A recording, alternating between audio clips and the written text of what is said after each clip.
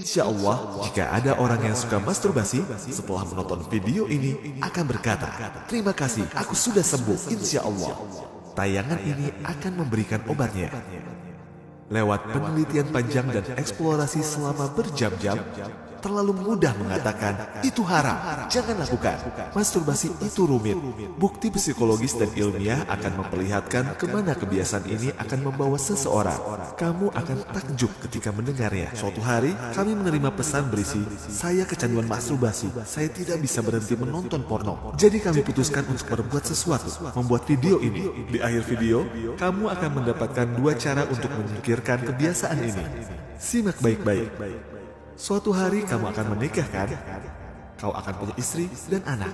Anakmu bisa saja menghadapi masalah masturbasi juga. Dan membantu mereka berhenti adalah tugas orang tua. Jadi kita harus siap menghadapi masalah ini. Tidak peduli apakah kamu ateis, muslim, atau Nasrani. Semua pasti menyesal melakukannya. Pornografi adalah industri global. Kamu akan kaget kalau mendengar statistiknya. Kawanku, percaya atau tidak, di Amerika, website porno itu legal. Pornografi hal yang lumrah di sana. Tebak berapa website porno yang ada di Amerika pada tahun 2014? Ada 4,5 juta website porno.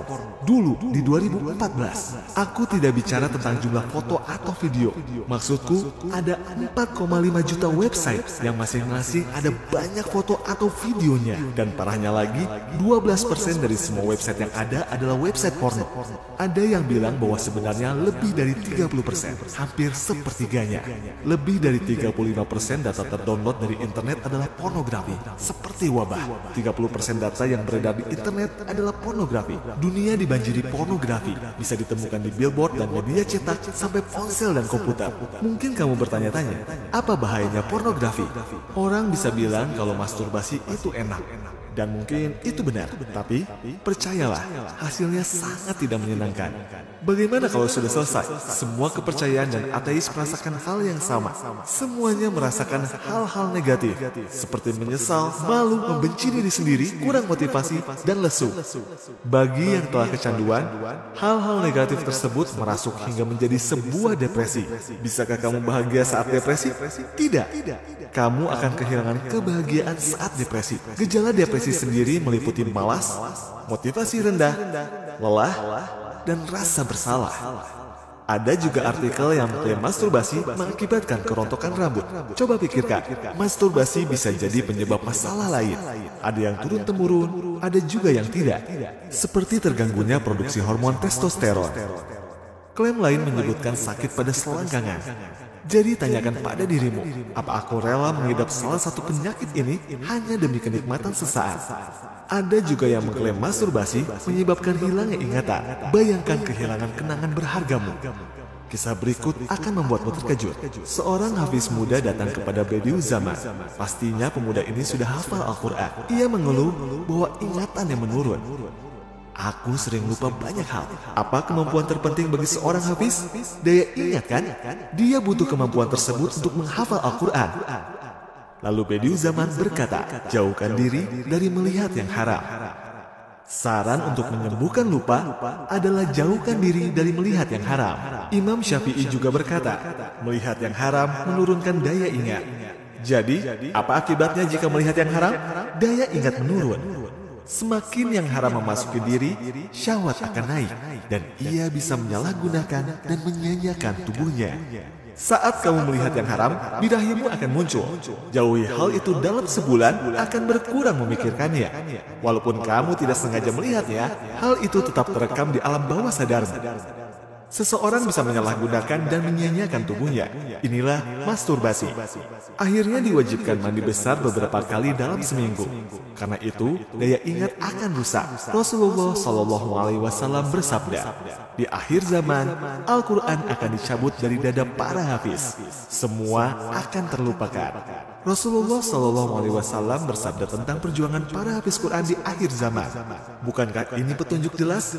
Peringatan yang diberikan dari 1400 tahun lalu? Mari kita bahas dampak negatif lainnya dari masturbasi. Hilangnya rasa percaya diri, motivasi rendah, tak berenergi. Fakta ilmiahnya, Pornografi dan masturbasi menyebabkan lonjakan mendadak pada dopamin dan merusak reseptor. Kerusakan reseptor ini berdampak pada produksi hormon dopamin, hormon kebahagiaan. Reseptor dopamin menjadi rusak setelah lonjakan dan menjadi tumpul. Akhirnya, otak tidak tertarik dengan kesenangan lain selain bermasturbasi. Mari kita bahas kerusakan moral terburuk. Aku malu untuk mengatakan anak di bawah umur dan binatang dilibatkan dalam pornografi. Mari kita teliti apa yang menyebabkan seseorang melakukan hal ini. Aku menemukan bukti mengejutkan. Mereka yang sering masturbasi cenderung punya masalah ejakulasi dini dalam pernikahan mereka. Yang berarti si suami tidak mampu memuaskan istrinya dan mendorong sang istri mencari pengalaman baru. Bagi banyak pria, impotensi bisa mengakibatkan gangguan mental. Aku tidak akan membahas detailnya. Tahukah kamu apa yang terjadi pada orang yang sering menonton porno? Setelah sering melihat model di video porno, dia akan kehilangan gairah terhadap istrinya. Kemudian membandingkan istrinya dengan wanita-wanita tersebut. Hanya model porno yang menarik baginya. Istrinya sudah tidak menarik dan keluarganya mulai retak. Kokohnya rumah tangga karena saling percaya, bukan? Ketika rumah tangga retak, suami mulai menonton film porno diam-diam. Banyak yang mengirim keluhan bahwa suami mereka menonton porno. Mereka tidak terima suaminya melihat wanita lain. Bayangkan, perasaan mereka melihat suaminya menonton porno. Para istri akan mulai berpikir mereka tidak menarik lagi, merasa tidak dicintai, dihianati, dan ditipu. Rusaknya reseptor dopamin yang disebabkan oleh masturbasi membuat orang ketagihan. Kalau seseorang punya kebiasaan menonton porno, lama-lama mereka akan merasa tidak puas. Mereka ingin lagi dan lagi, lebih erotis di kualitas yang baik, mencari gambar yang lebih jelas. Selera pada gambar yang berkualitas meningkat. Setelah itu, mereka mencari sensasi baru. Mengerti kan? Orang macam apa yang melihat porno di bawah umur? Memalukan sekali mereka. Siapa pembuat film porno binatang yang menjijikan itu? Tanyakan pada dirimu. Padahal mereka semua dulunya anak-anak. Mereka dulu suci dan lugu. Namun keputusan kita sangat menentukan. Ada yang manusiawi, ada juga yang seperti binatang. Saat makin terjerumus, tidak akan ada yang mengingatkanmu. Kamu jadi orang yang cabul dan makin terjerumus ke yang haram. Kesampingkan yang haram sejenak dan pikirkan pemeran wanitanya. Mereka itu istri, saudara, atau bahkan ibu seseorang. Pikirkan kemirisannya. Aku bermasturbasi dengan menonton ibu seseorang. Bagaimana kalau itu terjadi pada saudara perempuanmu? Ribuan pria menonton dia melakukan hal seburuk itu. Jadi tolong, tunjukkan martabatmu. Paham kan? Topik selanjutnya akan lebih parah. Mungkin ada yang mual mendengarnya. Meneliti hal ini saja membuatku mual. Topik pornografi anak sangat menjijikan buatku. Tahu berapa banyak pornografi anak yang diunggah setiap minggu? Rata-rata 480.769 foto diunggah ke internet tiap minggunya. Menurut statistik perusahaan di Kanada, 63,4% anak-anak yang terlibat berusia kurang dari 8 tahun. Menjijikan kan? Kamu mungkin bilang, na'udzubillah. Tapi, itu hanya yang terlihat saja. Karena banyak anak-anak yang tidak cerita. Masalah ini sangat serius. Banyaknya unggahan foto dan video porno anak membuktikan adanya peminat. Jika tidak ada peminat, tidak ada yang mengklik. Gambar-gambar itu tidak akan ada. Di judulnya tertulis, anak di bawah 8 tahun. Ada yang minat dan melihatnya. Lalu, apa yang bisa kita katakan? Kawanku, jika kamu tidak mengendalikan dan memikirkan kebiasaan ini, kamu tidak akan tahu ujungnya. Jadi manusia yang biadab. Paham? Apa yang harus dilakukan? Bagaimana memberantasnya? Pertama, lewat hal-hal yang terlihat. Nomor 1, musnahkan semua pornografi. Hapus dan buang DVD, flash disk, koran, majalah, dan lain-lain. Filterisasi Google-mu. Jangan gunakan VPN. Alihkan dirimu selalu. Nomor 2, berolahraga. Berolahragalah, sibukkan dirimu. Nomor 3, jangan menyendiri di rumah. Baiknya, gunakan komputer hanya saat bersama orang lain. Jangan anggap sepele hal ini. Tali yang kuat terbuat dari serat yang halus. Nomor 4, mandi air dingin. Mandi air dingin, terutama pada area kemaluan, membantu menyingkirkan nafsu birahi. Menurut banyak sumber, hal tersebut efektif. Anggota komunitas Novep mandi dengan air dingin secara teratur. Nomor 5, menikah. Tapi, ada yang tidak setuju juga. Jika sudah sangat bejat, pernikahan bukanlah solusi, tapi bisa menjadi solusi pada taraf tertentu. Pria yang belum sepenuhnya bejat akan lebih tertarik untuk berhubungan intim dengan istrinya dibanding bermasturbasi. Berhayal yang tak lazim terhadap pasangan kemungkinan terjadi bagi yang sering menonton porno. Pernikahan tidak seperti masturbasi, memiliki ikatan yang kuat. Jika kamu menikahi pasangan yang kamu cintai, ikatan cinta yang tulus dapat membantu menjauhkanmu dari masturbasi yang membuat hati dan pikiranmu damai. Dan untuk yang bilang, aku tidak bisa berhenti, bagaimana? Jangan khawatir. Nomor 6, bersabarlah. Tunggu sampai menikah, dan kesabaranmu pun akan menguat. Tetap berjuang, kamu akan baik-baik saja setelah menikah. Saat tua nanti, kamu tidak akan bisa bermasturbasi. Bediüzzaman menegaskan, rasa bosan adalah guru dari segala kenikmatan. Singkat namun penuh makna. Rasa bosan diibaratkan sebagai guru dari segala dosa. Coba ingat masa pubermu. Kapan kamu masturbasi? Di saat bosan kan? Kamu bosan, tidak ada kegiatan, tiba-tiba menonton film porno. Tapi saat kamu sibuk, kecil kemungkinan bermasturbasi kan? Artinya, jangan sampai kita bosan. Nomor 7, cari hobi. Saat tidak ada kegiatan dan sendirian, pastinya kamu akan tergoda. Sibukkan dengan main musik, fotografi, atau jika ada uang lebih, jalan-jalan keliling dunia. Isi waktu luangmu dengan hobi. Jika tidak menyibukkan diri, setan yang akan ambil alih. Sedikit tambahan, setan tidak bisa menyuruhmu untuk bunuh orang-orang di mal. Tidak masuk akal, dan kamu akan mengabaikannya. Dengan cara yang sama, tolaklah bermasturbasi. Itulah tujuan pembicaraan ini. Aku membuat persepsi tentang masturbasi. Aku mendiskreditkan masturbasi. Itu kebiasaan buruk yang dilakukan pecundang. Tidak baik untuk siapapun, apalagi seorang muslim. Kenapa dilakukan? Berhenti masturbasi sama seperti berhenti merokok. Latih pikiranmu untuk merendahkan masturbasi. Menolak godaannya akan sangat baik untuk kebiasaanmu.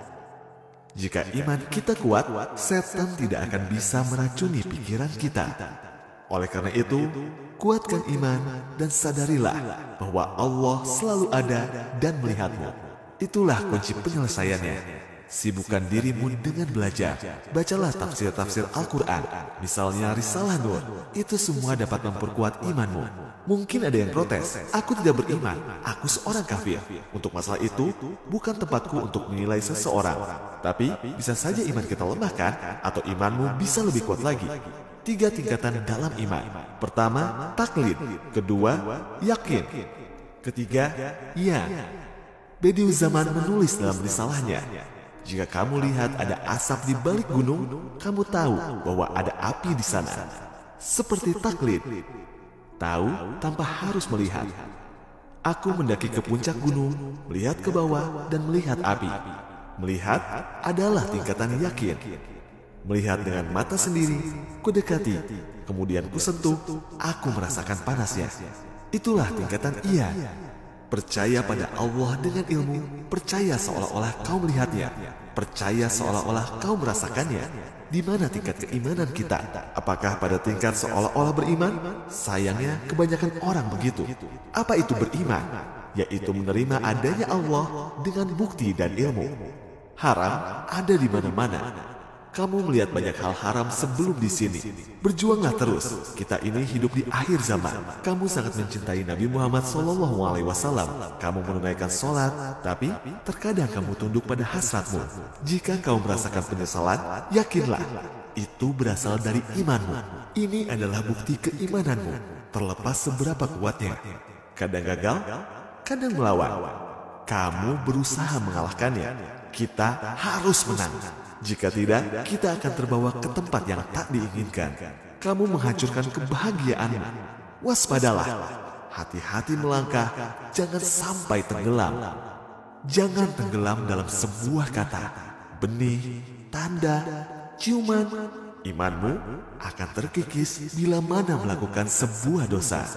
Kita selalu beralasan, nanti aku akan sholat, nanti. Jika kita terus melukai hati kita, kekuatan dan keinginan untuk bertindak akan hilang saat waktunya tiba. Nabi kita Muhammad SAW bersabda, setiap dosa adalah noda yang membuat hati menjadi hitam. Kita diperingatkan, sampai akhirnya iman lenyap dari hati kita. Jika kamu bertobat, patuhi Allah, jauhi dosa, dan bilang, bisa, aku pasti bisa. Ada ganjaran dan efek negatifnya, baik secara ilmiah maupun psikologis. Jadi kenapa aku tidak menghentikannya? Ketika bersama ayahku, aku mengganti channel kalau ada adegan tas nono. Ketika sendirian tanpa ayah, Allah tetap melihatku. Para malaikat melihatku. Bagaimana kalau aku nanti bertemu dengan Rasulullah SAW? Jika kamu melihat yang haram, alihkan pandanganmu, tundukkan kepalamu, dan hitung langkahmu. Tundukkan terus sampai kamu melewatinya. Pada hari kebangkitan nanti, ketika kamu mengangkat kepalamu, kamu akan melihat Rasulullah SAW. Bagaikan benih, ia terkubur di tanah dan akan muncul menjadi bunga yang indah. Seperti halnya kita akan dikubur di bawah tanah. Kemudian, kita akan mekar di kehidupan baru di surga, insya Allah. Apa mungkin Allah Subhanahu wa Ta'ala yang melestarikan bunga akan membiarkan ciptaannya yang paling berharga di dalam tanah dan menghilang begitu saja? Apa itu mungkin? Tidak. Seperti bunga, kita akan membuka mata kita ke dunia baru. Kamu akan melihat surga dan semua keindahannya. Kamu akan bahagia telah diselamatkan. Kamu berjuang sampai akhirnya menikah.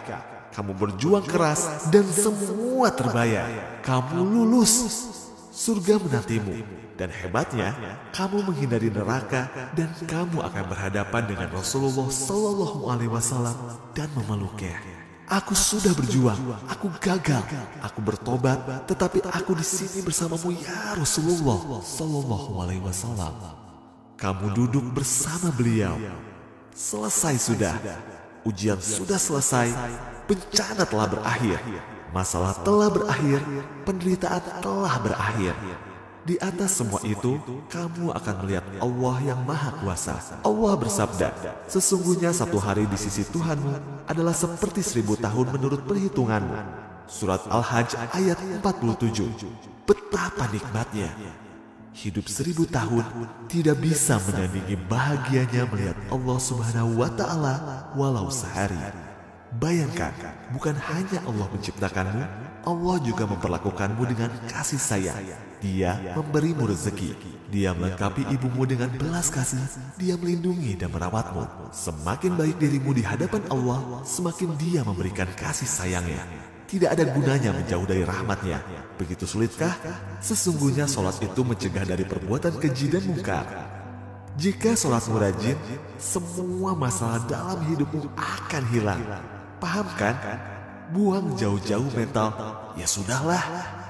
Bediu Zaman berkata, berdosa bukan berarti tidak beriman. Kita sadar manusia bisa berbuat dosa, kecuali para nabi, bukan begitu? Wali Allah juga berbuat dosa. Apakah itu berarti mereka tidak beriman? Tentu tidak. Terkadang orang yang kuat imannya melakukan dosa karena ketidaktahuannya. Saat itu terjadi, penting untuk menyesal dan bertobat. Jika kamu tidak menyesal setelah berbuat dosa, berarti ada yang salah.